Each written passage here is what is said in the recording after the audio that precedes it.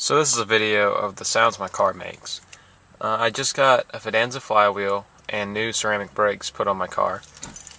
And since then, it's been making these clunking noises every time I go over a bump or the way the car shifts.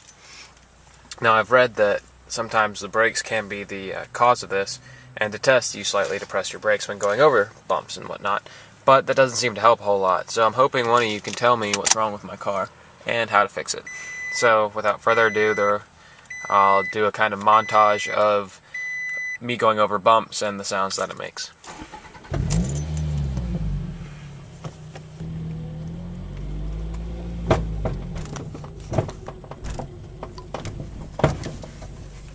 Yeah, my brakes were slightly depressed the entire way down my driveway.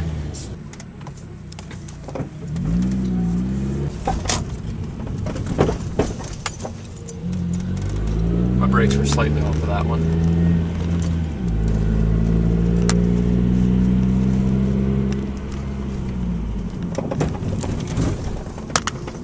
Yeah. It seems to only do it when it shifts side to side. If my front goes down, followed by my back, it doesn't do anything.